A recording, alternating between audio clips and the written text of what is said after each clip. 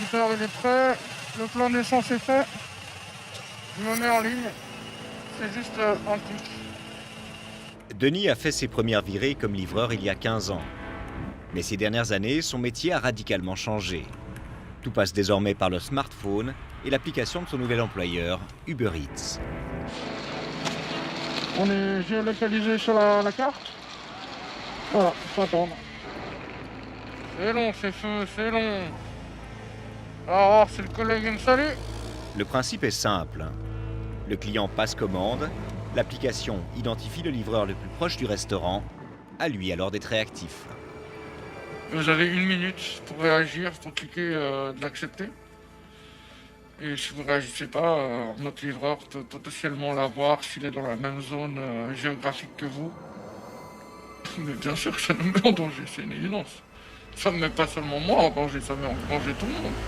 Si un piéton qui traverse à ce moment-là, parce que des fois il ne traverse pas sur le passage piéton, je suis en train d'accepter une commande, bah, c'est clair, bien sûr. En Romandie, la plupart de ces livreurs sont payés à la course. Autrement dit, plus ils acceptent de commandes, plus ils gagnent de l'argent. Moi sur mon scooter, c'est un peu la loi de la jungle. Il y a déjà les automobilistes, bien sûr, les bus, les vélos, les piétons. Non, moi sur le scooter, honnêtement, je pourrais pas dire que j'ai peur de rien.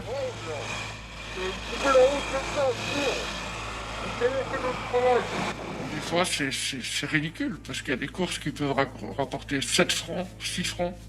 Puis on se dit, je prends tel risque pour ça. Oh là là, et la dame qui est derrière le truc. Bon, allez. Il n'y a pas que sur la route que les livreurs se permettent des écarts de conduite. Sous l'effet du stress, ils s'autorisent aussi quelques arrangements avec les plats qu'ils transportent. Les pizzas, ça peut être assez compliqué. Pour vous dire, la pizza, il vaut limite mieux attendre qu'elle refroidisse un peu, que la garniture se solidifie un peu, pour qu'elle tienne pendant le transport. Et ça, c'est vraiment l'expérience qui me fait vous dire ça. Parce que quand ça vient de sortir du four, la garniture, elle est très... Elle glisse facilement, quoi. Et tant pis si la pizza arrive un peu plus froide. Autant dire qu'on est à des kilomètres de ce qui est normalement demandé à la branche, puisque la restauration est soumise à des règles d'hygiène drastiques en Suisse, comme ici à l'EPFL, qui compte une trentaine de restaurants, self-service et haute cafétéria. Alors, là on avait la machine à laver qui fuyait, donc ça il faudra de toute façon corriger ça. Ça je sais que vous aviez fait une demande. Après bon, il y avait tout ce qui est lampe qui doit avoir un cache de protection pour éviter que s'il y a des brisures, que ça retombe après sur la structure. Donc, ça, faudra... Ensuite, ça c'est juste un petit rappel au personnel à faire. Donc c'est important de rappeler qu'il ne faut pas porter de montre ni de bijoux. Parce que voilà, au niveau hygiène, on ne peut pas bien se laver correctement. Florence et sa collègue Camille sont ingénieures en sciences alimentaires. On passe au milieu. Elles travaillent pour l'ARCA, un laboratoire conseil spécialement mandaté par les PFL pour s'assurer que les restaurants du site respectent les minima d'hygiène en vigueur dans la restauration. Cela inclut aussi les food trucks, très prisés des étudiants. On fait les contrôles 2 fois par année. C'est des contrôles inopinés, ils ne savent pas à quel jour on vient, c'est vraiment à l'improviste. Bonjour. Bonjour. C'est le laboratoire ARCA, on vient pour l'audit, pour les contrôles température. Est-ce que vous avez un appareil pour mesurer? Ok. Vous voulez regarder? Ouais, on peut juste regarder. Parfait, merci. Ça, vous savez s'il est contrôlé régulièrement? Ça, c'est fait? C'est fait, oui. Vous avez une attestation? Non. Donc ouais, ça c'est de toute façon important d'avoir une attestation. Ok. Ça c'est bien. Je sais qu'on peut faire un peu peur suivant comment, parce que forcément on arrive avec la blouse. Donc j'essaie de leur dire, bon voilà, ok, bah dites-moi ce qui va pas, au lieu de me cacher les choses, parce que moi je suis là pour aider.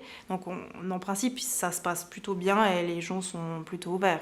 C'est vraiment du conseil quoi, c'est pour montrer ce qui va pas et puis comment on peut l'améliorer. Le produit canard? Ces ingénieurs viennent rarement les mains vides, un peu comme les experts des séries télé. Ah non, elle en a 60, ouais, c'est tout bon.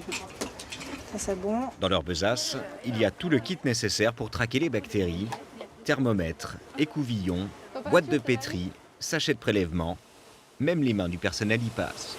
On va faire le prélèvement.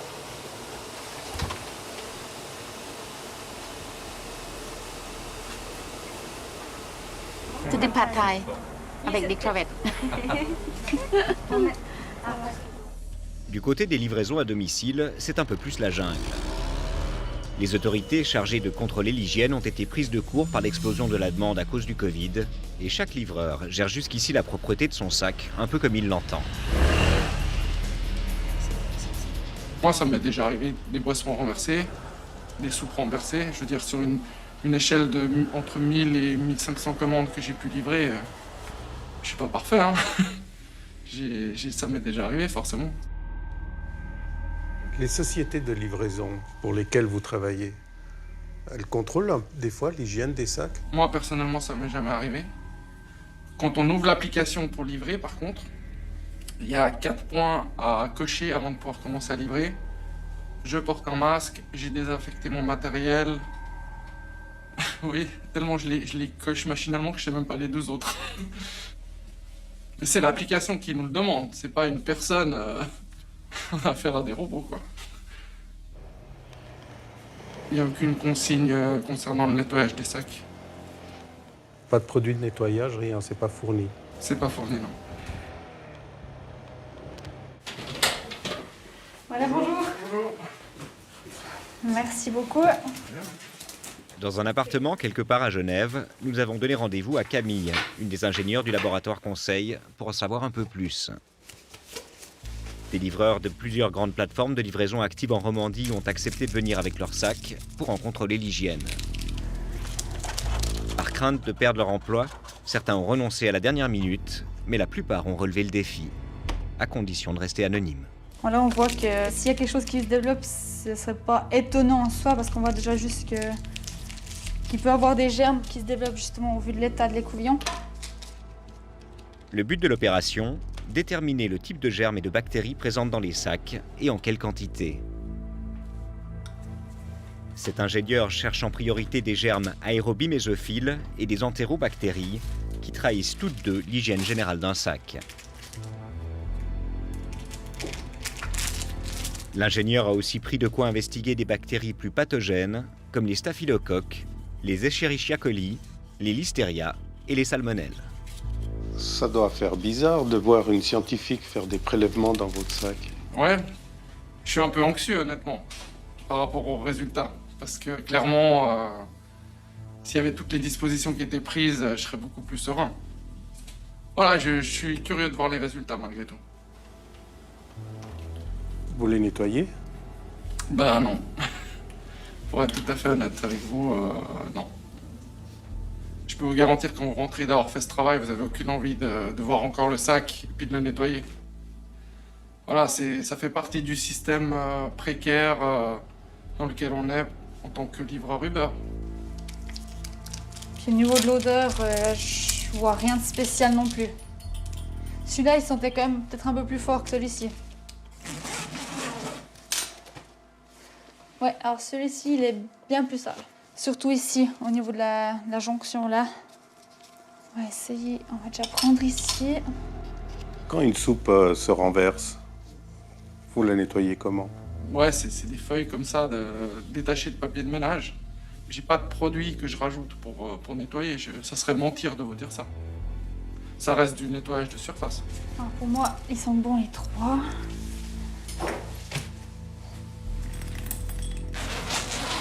On passe au 4e sac d'un autre livreur.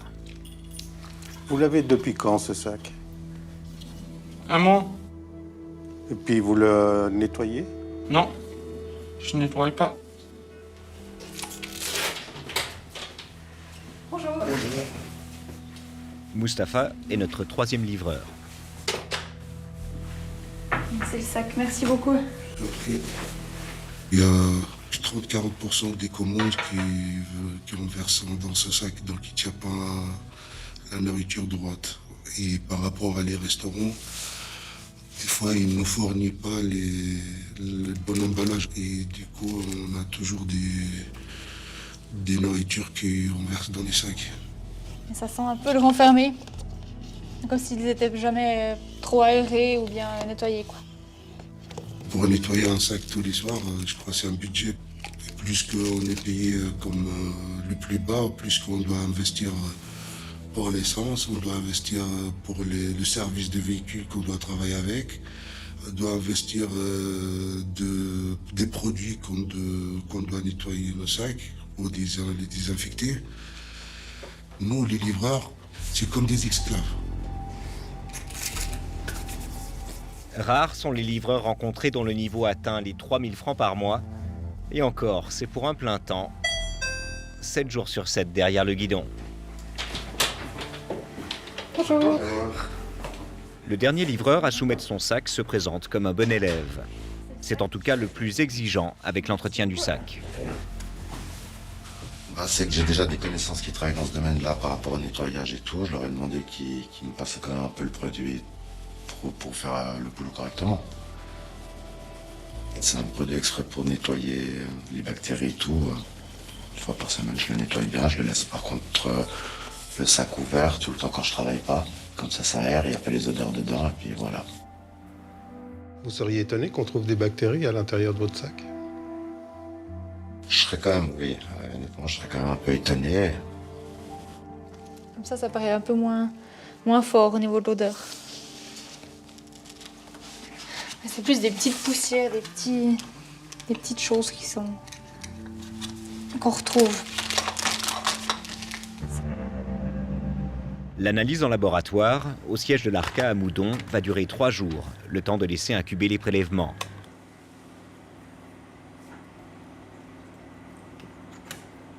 Avec au final une bonne nouvelle, les laborantins n'ont pas trouvé de bactéries toxiques ou pathogènes, donc pas d'Escherichia coli, pas de staphylocoque, ni de listeria, ni de salmonelle.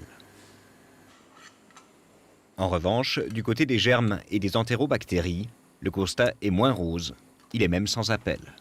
Pour la majorité des sacs, on est hors norme au niveau des germes aérobies mésophiles. Donc voilà, ces mélanges de bactéries, de levures, moisissures, on était hors norme. Ce qu'on peut déduire, conclure, c'est vraiment que ces sacs n'étaient pas propres, c'est sûr.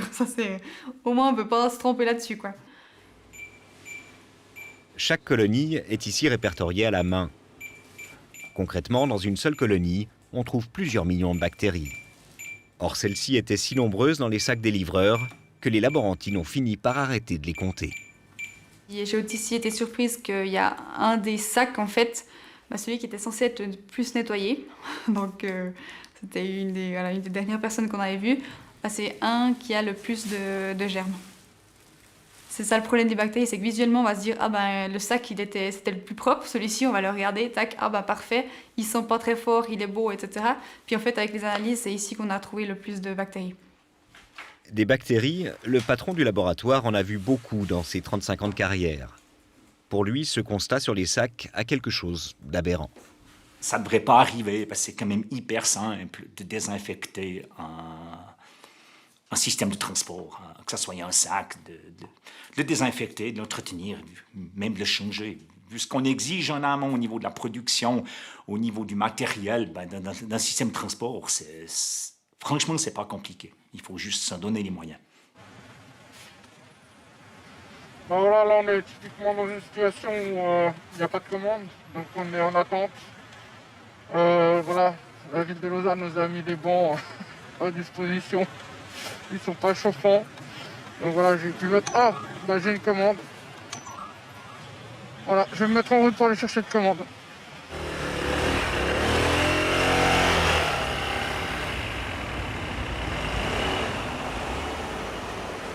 En clair, ces sacs sont sales, alors comment les plateformes le justifient-elles? Bonsoir Stéphane Fontanet. Bonsoir Linda. Vous leur avez posé la question, leur réponse? Alors Smooth nous dit que c'est au livreur de maintenir son sac propre et d'ajouter qu'il n'y a pas de risque puisque les plats cuisinés ne sont pas en contact avec l'intérieur du sac de livraison. Et puis du côté d'Uber Eats, on nous dit qu'on a sensibilisé les livreurs aux bonnes pratiques et puis que les questions d'hygiène sont prises très au sérieux. En tout cas, c'est vraiment une thématique qui monte. On le voit notamment du côté de hit.ch. Oui, hit.ch qui est un système différent. Les sacs des livreurs retournent à la centrale le soir. Ils sont désinfectés, nettoyés. Il faut préciser que ça concerne uniquement les livreurs qui appartiennent à hit.ch. 20% des livraisons. Le 80% restant est livré directement par les restaurants. Et là, on n'a pas d'indication. Merci beaucoup Stéphane et on vous retrouve dans quelques minutes.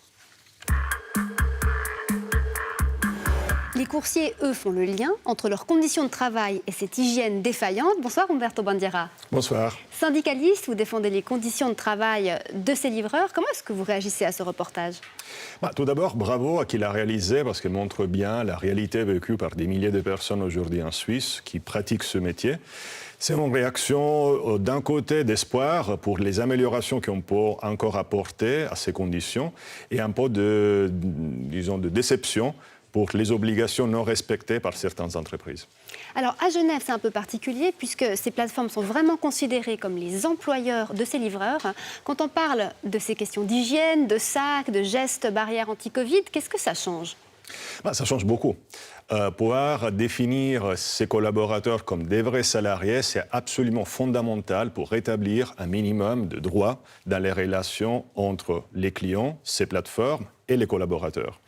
On a en droit suisse une ordonnance, l'ordonnance 3, sous la loi sur le travail, qui règle effectivement les obligations des entreprises vis-à-vis des questions d'hygiène. Et comme vous l'avez bien montré, malheureusement, ces obligations ne sont pas forcément respectées, alors que pour toutes les autres entreprises suisses, c'est bien une obligation, ils font des efforts pour le faire. Alors très concrètement, qu'est-ce que là la plateforme devrait faire, devrait fournir à ses livreurs pour qu'ils puissent respecter ces règles d'hygiène ? On peut dire 3 éléments principaux. Le premier, mettre à disposition les outils de travail pour désinfecter, comme on l'a vu, les sacs pour le transport de la nourriture. Il y a après des questions de formation, permettre aux personnes d'être effectivement formées pour pouvoir les utiliser. Il y a aussi une question de surveillance et de contrôle, faire le nécessaire pour qu'effectivement les collaborateurs respectent les consignes d'hygiène. Malheureusement, on a vu que pour plusieurs raisons, tous ces éléments manquent dans l'organisation du travail de toutes ces plateformes. Il y a un point qui a beaucoup choqué en fin d'année dernière, c'était que chez Uber Eats, les livreurs ne touchaient plus leur pourboire. Où est-ce qu'on en est à ce niveau-là ? Alors, heureusement, des bonnes nouvelles pour les livreurs. Grâce à leur mobilisation, grâce à l'intervention du syndicat, on a eu, juste ces derniers jours, la confirmation écrite que l'entreprise, à la veille de Noël, a fait marche arrière et a effectivement communiqué au personnel de pouvoir continuer à recevoir les pourboires, comme est prévu d'ailleurs en Suisse, pour un collaborateur, et que par contre, c'est un élément encore objet de vérification et de discussion avec l'entreprise lié à des prestations qui, à notre avis, mettent en danger la santé des travailleurs, considérant qu'ils les poussent à effectuer beaucoup de livraisons dans l'espace d'un temps très réduit. Mais donc, très concrètement, les livreurs Uber Eats vont recommencer à recevoir les pourboires que versent les clients lors de l'achat. C'est un principe, c'est que la société a confirmé, et c'est qu'évidemment, on continuera à vérifier pour que les choses se passent effectivement correctement. Merci beaucoup, Umberto Bandiera. Merci à vous. Très belle soirée à vous du côté de Genève. Et puis, précisons encore qu'au niveau fédéral, la Postcom a décrété qu'Uber Eats devait s'annoncer comme un service coursier relevant de la loi sur la poste. L'entreprise nous signale qu'elle recourt contre cette décision au tribunal administratif fédéral. Très compliqué à tous les niveaux d'encadrer ces plateformes. Il y a l'hygiène du sac de livraison et puis il y a l'état du contenu à l'arrivée. Plat froid, trop chaud, plat chaud, trop froid. Nous avons sorti nos thermomètres et là encore, on est loin des standards de Gastro Suisse.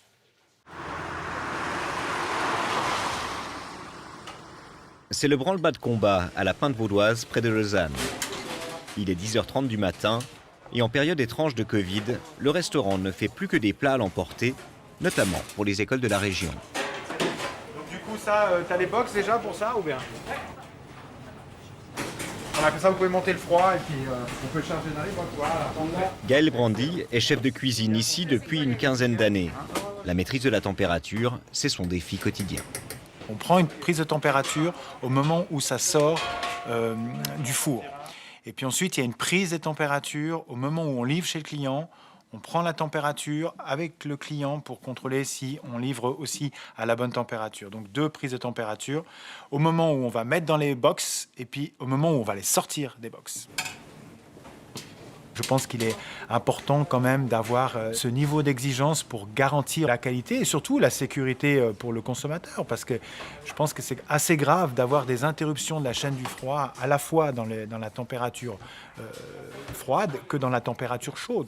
Ça devient un produit fragile et surtout dangereux pour le consommateur. Le niveau d'exigence dont parle ce chef s'applique en l'occurrence à tous les acteurs de la branche. Des directives très détaillées, notamment sur les températures, sont inscrites dans le guide des bonnes pratiques de Gastro Suisse, la Bible, en matière d'hygiène pour la restauration. Mais alors, qu'en est-il des plateformes de livraison de repas à domicile? Bonsoir, merci beaucoup, c'est gentil et je vous souhaite une bonne... Pour savoir si elles respectent aussi ces directives, nous avons tenté un test grandeur nature. Notre complice ce soir-là rêvait de manger un hamburger, et il n'est pas le seul. En Suisse, 2/3 des commandes sur ces plateformes concernent les fast-foods. Un hamburger. Et non, pas d'hamburger ce soir. Nous avons compliqué un peu l'exercice en commandant des plats asiatiques avec du chaud et du froid. Soupe en entrée, salade, plat de riz et viande à la sauce aigre douce, un dessert glacé et une boisson. À l'extérieur, une caméra discrète pour observer les gestes barrières des livreurs. Ce livreur fait juste, il dépose le sachet sur le sol pour ne pas entrer en contact avec le client. Mais ce sera le seul. Bonsoir, monsieur. Au revoir. Vous êtes Par contre, ce qu'il y a d'étrange, c'est qu'il n'est pas monté avec son sac isotherme. Merci beaucoup, monsieur. Au revoir. Aucun des 5 livreurs ne le fera d'ailleurs ce soir. Voilà. Merci. On retrouve l'ingénieur de notre laboratoire conseil qui va s'occuper des relevés de température. Elle fera aussi des prélèvements de surface pour voir si les sacs des livreurs ont contaminé les emballages des restaurants. Enfin, si doute il y a, elle pourra prélever les aliments qui ne respectent pas les températures pour les analyser.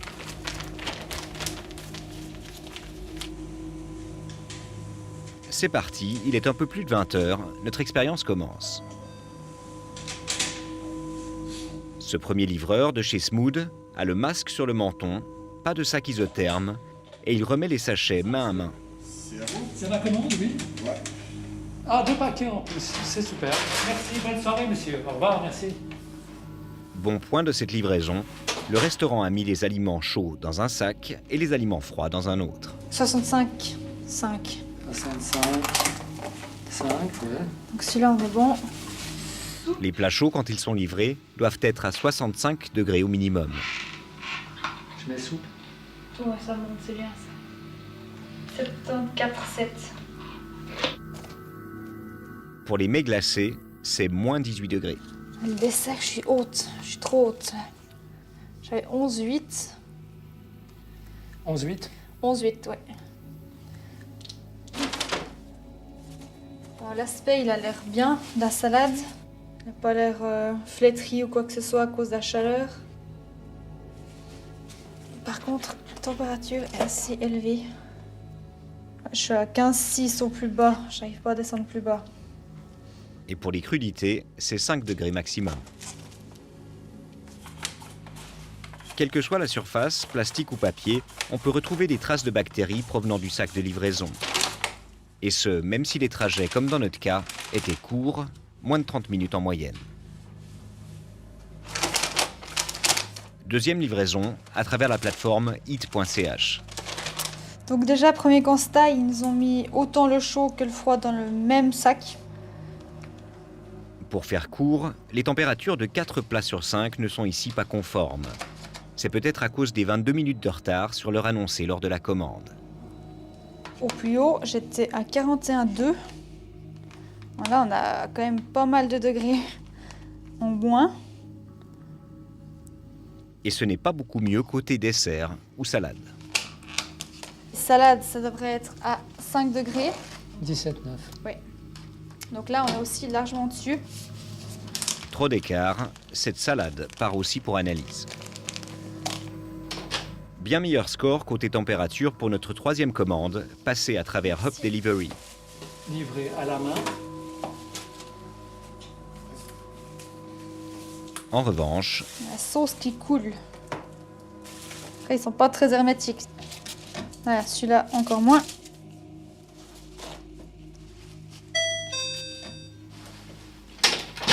on passe à la 4e livraison avec Uber Eats. Livré à la main. Comme pour la deuxième commande, 4 plats sur 5 ne respectent pas les normes de température. Le cornet, on voit qu'il est un peu sale, en tout cas à l'extérieur pour la bouteille.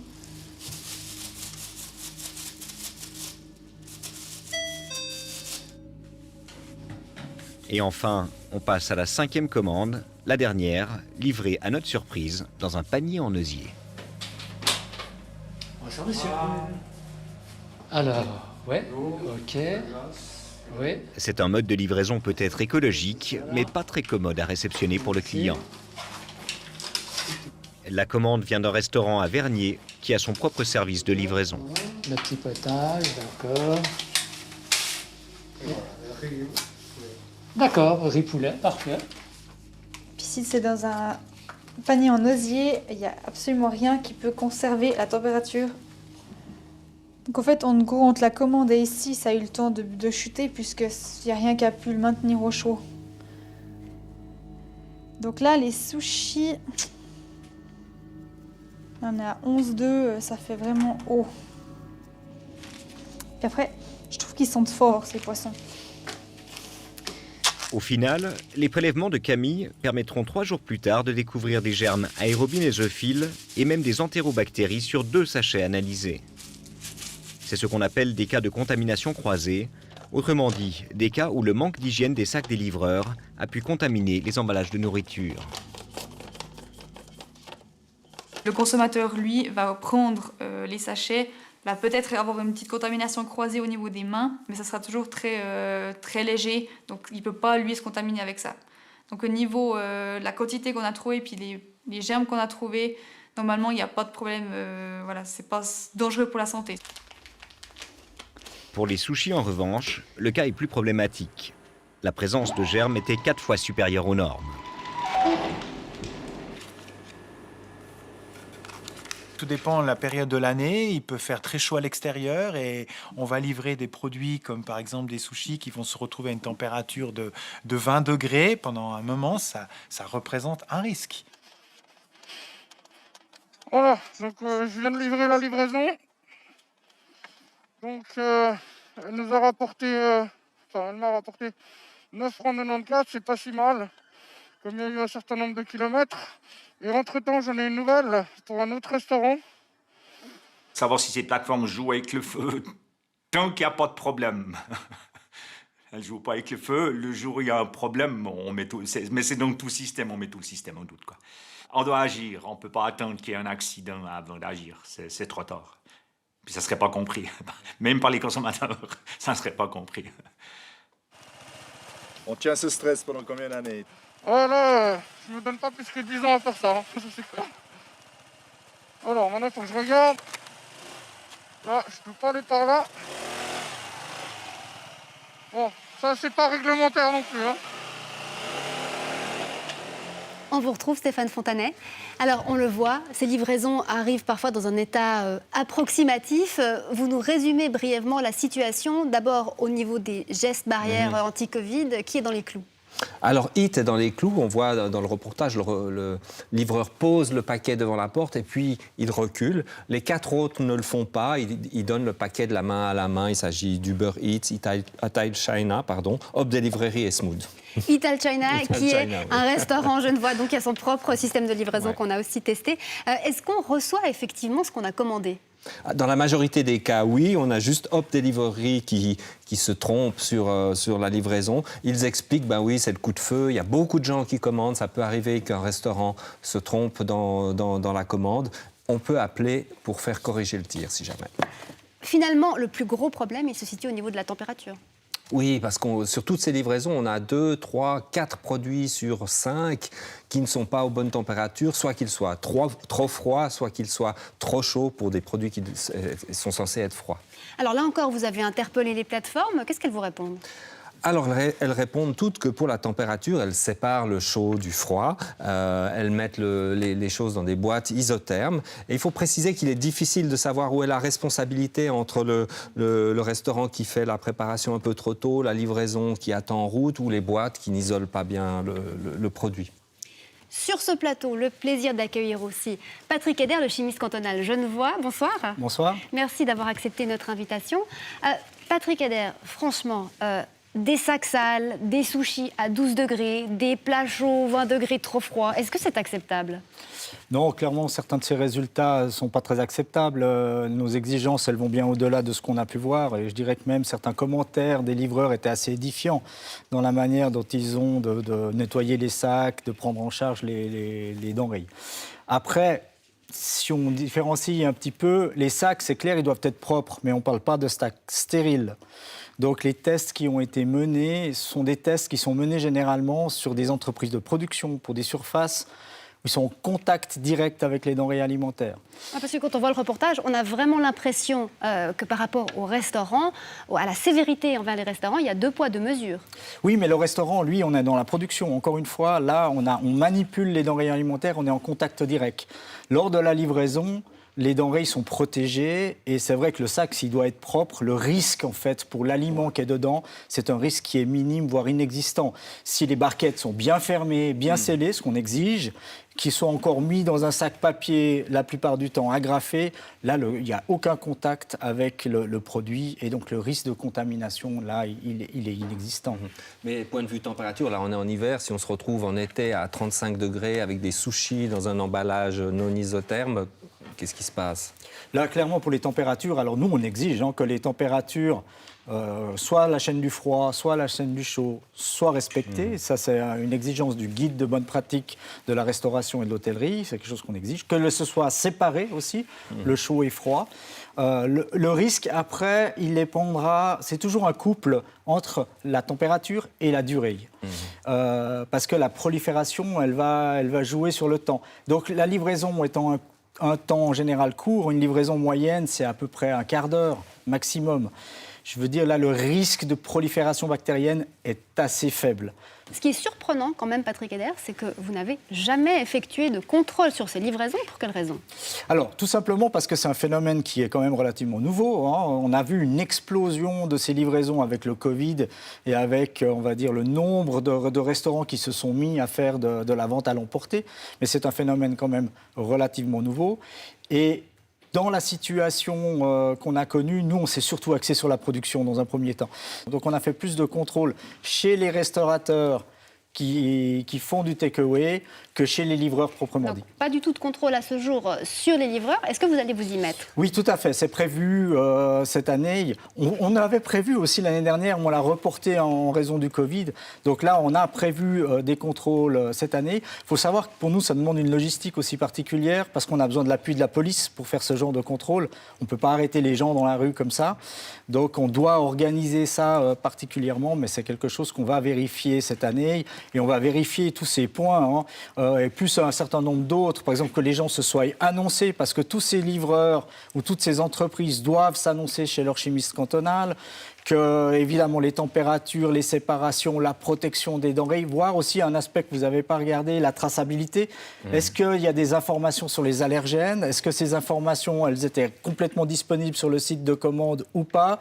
Est-ce que si elles doivent transiter avec le livreur, elles sont bien là et elles sont disponibles? Ça, c'est aussi des aspects qu'on va vérifier. On se réjouit, en tout cas, des résultats futurs de vos analyses. Patrick Eder, merci beaucoup. Très belle soirée à vous du côté de Genève.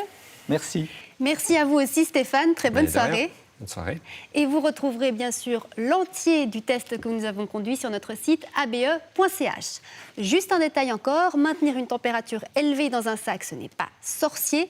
Démonstration avec l'expérience d'un petit patron vaudois. On a une nouvelle commande.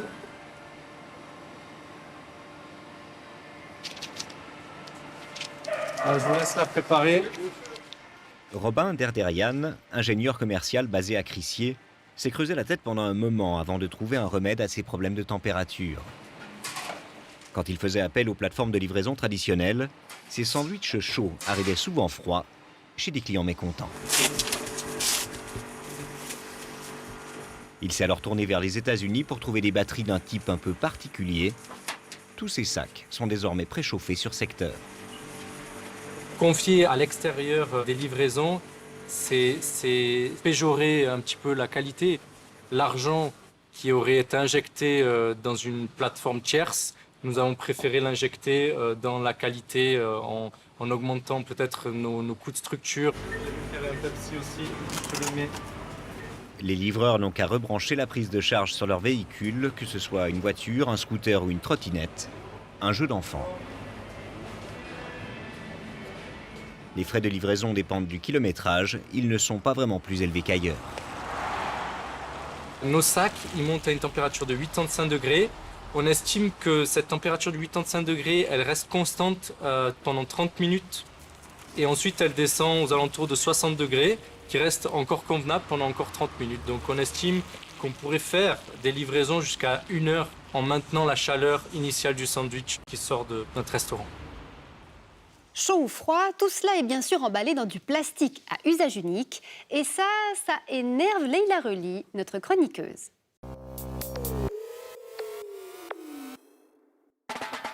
C'est quoi encore le problème avec la livraison de repas à domicile ? Salle fermée mais cuisine ouverte, certains restaurants ont décidé de maintenir un semblant d'activité en proposant des plats à l'emporter ou livrés à domicile.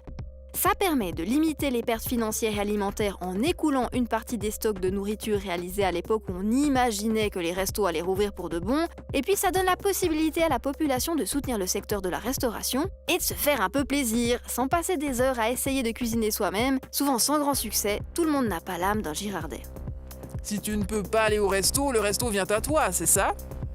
L'ambiance en moins et le plastique en plus. Et c'est ça le hic, car s'il y en a bien un qui bénéficie de la tourmente, c'est le plastique. Fléau pour la planète, le plastique à usage unique n'avait plus la cote, mais grâce à la crise sanitaire, sa production à destination du marché de l'alimentation explose. Les industriels du secteur trouvent dans cette pandémie l'occasion de prouver l'importance du plastique dans la lutte contre le virus et exigent le report, voire l'annulation de certaines lois contre le plastique jetable. Des villes canadiennes et américaines ont d'ores et déjà suspendu des interdictions votées en 2019.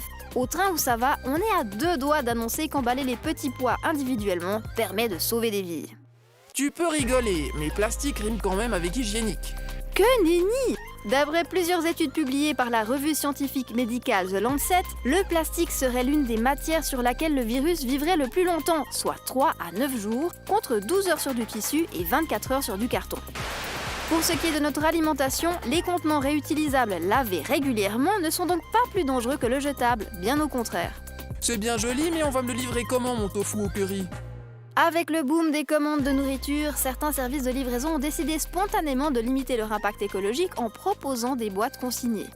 Les restaurants sont toujours plus nombreux à accepter les contenants fournis par leur clientèle et à s'associer avec des réseaux de vaisselle réutilisables. Espoir donc il y a. Toutefois, ne nous emballons pas. La lutte contre le plastique jetable est loin d'être gagnée, mais l'essentiel est de continuer à avancer.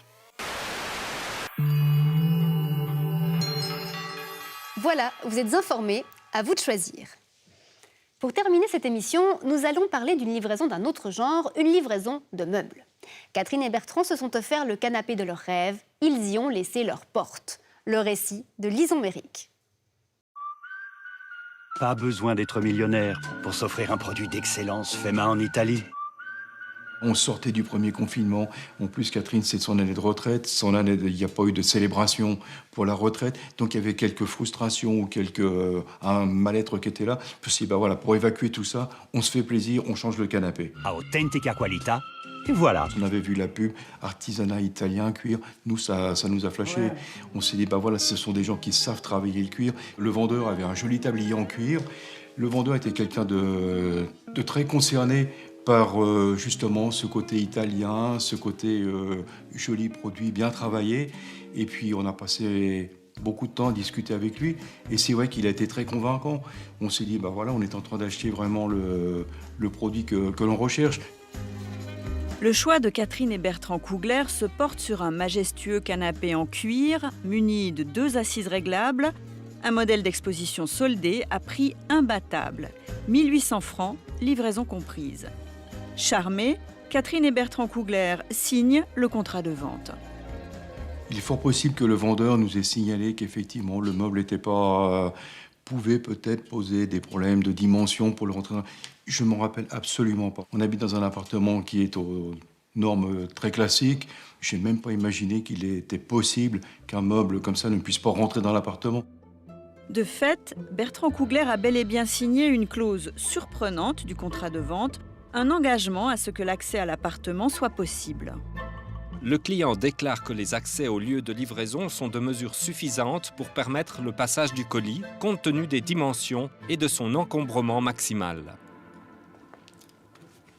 Une clause qui pose problème à la juriste du magazine Bon à savoir.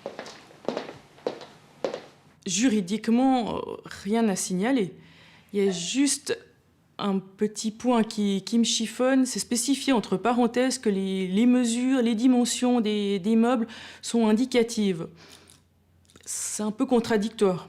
Alors, comment est-ce qu'un client peut s'engager à ce que l'accès soit permis à son appartement sans connaître la réelle dimension de la marchandise? Arrive le jour de livraison du canapé. Catherine est seule à la maison ce matin-là. Alors, ils étaient 2. Ça m'a déjà surpris par rapport au poids du canapé. Et puis, je suis allée les accueillir dans l'allée et je les ai vus tirer ce canapé sans chariot. Et déjà là, je me suis inquiétée. Je me suis dit, mais comment c'est possible? Après, par bonheur, on est au premier étage, donc ils n'ont eu qu'une rampe d'escalier à faire. Mais ça a été déjà très, très scabreux. Ils n'arrivaient pas à faire les virages, c'était beaucoup trop lourd. Et puis, finalement, ils sont arrivés dans le couloir. Et là, il y a un des deux qui m'a dit, écoutez, si on fait une petite griffure dans le couloir, est-ce que vous êtes d'accord de signer une décharge? Moi, mon couloir, il est blanc, il n'y a rien. Je me suis dit, mais oui, une petite griffure, peu importe. Et j'ai signé cette décharge. Finalement, il s'avère que le document que l'on a signé allait plus loin que ça. C'est quasiment un permis de démolition qu'on leur a signé. La décharge présentée par la société de transport a effectivement de quoi surprendre. On peut y lire, rédigé dans un français très approximatif, que la signataire déclare sous ma responsabilité de soulever la société Smart Suisse et Poltron et Sofa Suisse de n'importe quelle responsabilité d'endommagement provoquée à ma propriété, de l'immeuble ou d'autres personnes ou choses pendant la livraison meubles et immeubles. N'empêche que le canapé finit par trouver sa place dans le salon des Kugler. J'ai payé avec ma carte et je leur ai donné une grosse bonne main parce que ça me faisait vraiment de la peine de tout ce qu'ils avaient subi pour monter ce canapé. Et puis là, en sortant, il y en a un des deux qui a dit « Oups, mais la porte a été abîmée ». Et puis je suis allée voir et la porte ne se fermait plus. Je veux dire, j'aurais même pas pu sortir le chien ou... Et je crois que là, j'en avais tellement assez que j'ai dit, écoutez, tant pis, je vais appeler un menuisier. Et puis, ils sont partis. À ce moment-là, Catherine Kugler ne réalise pas encore l'importance des dégâts causés à sa porte palière. Et elle ne se doute pas que son canapé n'est pas sorti indemne de la bataille. Ici, il y a dans l'angle, en haut. Bilan de cette aventure, un canapé salement abîmé et un devis de près de 3 800 francs pour la réparation de la porte. C'est 2 fois le prix d'achat du canapé. Et même la plaque Poltron et Sofa est rayée. Mauvaise publicité quand même. Et voilà, donc la plaque là ici est rayée. J'ai d'abord téléphoné à Poltron et Sofa. Donc j'ai téléphoné 3 fois. Au bout de la 3e fois, j'ai eu une personne qui m'a répondu et qui m'a dit, écoutez, je contacte notre service après-vente et puis ils vont vous revenir. Je dis, bon, très bien. Je leur ai adressé un mail pour leur expliquer la situation. De façon, je voulais aussi laisser une trace de ce contact avec l'entreprise. Bertrand Kugler envoie plusieurs mails et une lettre recommandée, mais rien n'y fait. Poltron et Sofa ne réagit pas. Il alerte alors sa protection juridique, qui considère que toute action est inutile au vu des documents signés par le couple Kugler. Je me pose des questions sur l'engagement d'une protection juridique envers le consommateur. Le fait de forcer à tout prix pour rentrer le canapé, je dis non, pour moi c'est une faute professionnelle grave. Et là, je suis étonné qu'effectivement la protection juridique ne reconnaisse pas la fraude professionnelle grave. Dans le cas précis, on a eu une dame seule, à l'évidence, face à 2 déménageurs qui sont arrivés, qui ont défoncé sa porte d'entrée, qui lui déposent un canapé, sans doute lui aussi un peu endommagé par le passage de force à travers la porte, qui lui font signer une décharge et qui lui demandent de payer le solde. Tout ça en peut-être l'espace d'une dizaine de minutes. Combien même il y a eu paiement, combien même il y a eu plusieurs signatures sur plusieurs documents, Le contexte est tellement extraordinaire, on ne peut pas dire que cette cliente a accepté en pleine connaissance de cause que la livraison, la vente s'est bien conclue et qu'elle renonce à tous ses droits par rapport aux défauts et à la destruction de son logis. Ça aurait été une bonne leçon, parce qu'au bout du compte, le canapé précédent, c'est sûr qu'on l'avait payé plus cher, mais il s'était patiné, il avait bien vieilli. Donc voilà, maintenant je le regrette amèrement.